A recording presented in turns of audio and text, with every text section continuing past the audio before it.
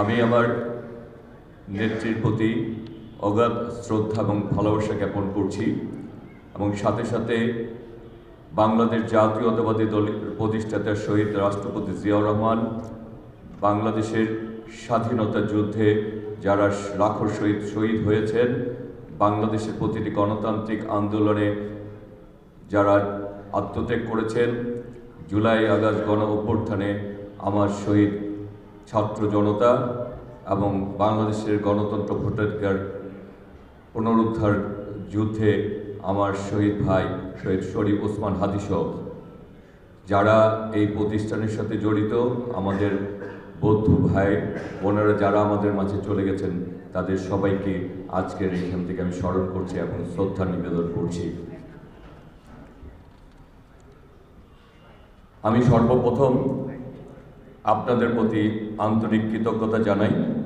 আজ এই পবিত্র পরিবেশে আপনাদের সঙ্গে মত বিনিময় করার সুযোগ পাওয়াকে আমি সৌভাগ্যের বিষয় হিসাবে মনে করি।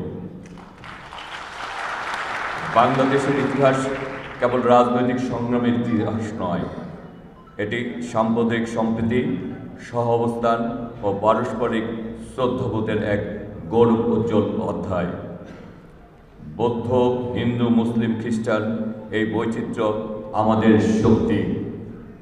এখানে কেউ সংখ্যালঘু নয়, সবাই সমান অধিকার, সমান মর্যাদার অংশীদার আমরা মনে করি।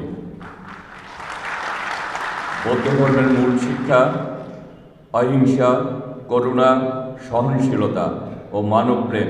এই মূল্যবোধগুলি একটি ন্যায়ভিত্তিক রাষ্ট্র ও সমাজ গঠনের ভিত্তি মনে করি আমি।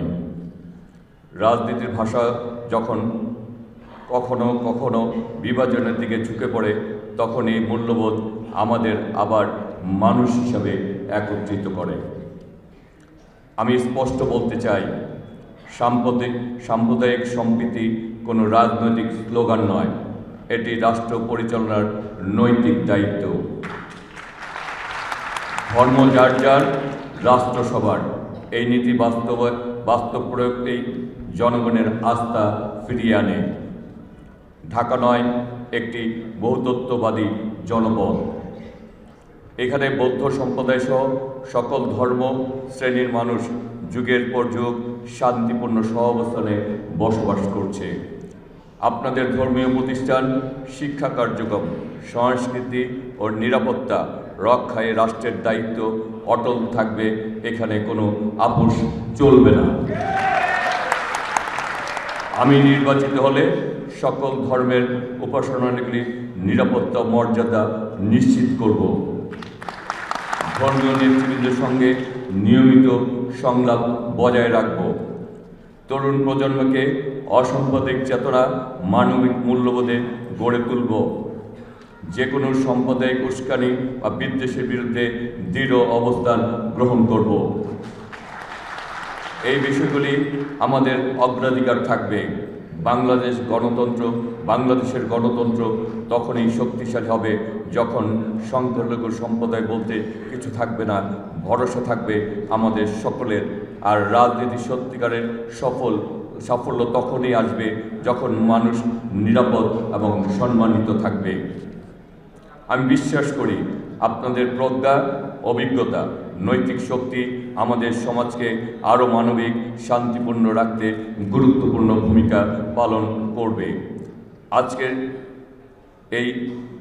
আজকের এই পথ চলাই একটি ইতিবাচক ধাপ। সর্বশেষ আপনাদের সবার সুস্বাস্থ্য, শান্তি ও মঙ্গল কামনা করছি এবং আমরা আগামী দিনে এমন একটি বাংলাদেশ চাই যেই বাংলাদেশের মালিকানা আমরা 18 কোটি মানুষই যাতে বলতে পারে এদেশ আমার, এদেশের পতাকা আমার, এদেশের মানচিত্র আমার, আমরাই অর্জন করেছি, আমরাই এদেশের নাগরিক, আমাদের সকলেরই সমান অধিকার। আমরা আগামী বাংলাদেশ আমরা সকলে মিলে গড়ে তুলব। বিএনপির চেয়ারম্যান জনাব তারেক রহমান বলেছেন, আগামী দিনে তিনি বাংলাদেশের সকলকে নিয়ে তিনি বাংলাদেশ গড়তে চান। সর্বস্তরের মানুষ, দল মত নির্বিশেষে সবাই এই দেশকে যারা ভালোবাসবে, এই দেশের পতাকাকে যারা ভালোবাসবে, এদেশের মানচিত্রকে যারা ভালোবাসবে, আমরা একটি আধিপত্যবাদ মুক্ত, ইনশাল্লাহ আধিপত্যবাদ মুক্ত একটি বাংলাদেশ আমরাই গড়ে তুলব সকলের ঐক্যবদ্ধ প্রচেষ্টায়। তাই আমাদেরকে ঐক্যবদ্ধ থাকতে হবে।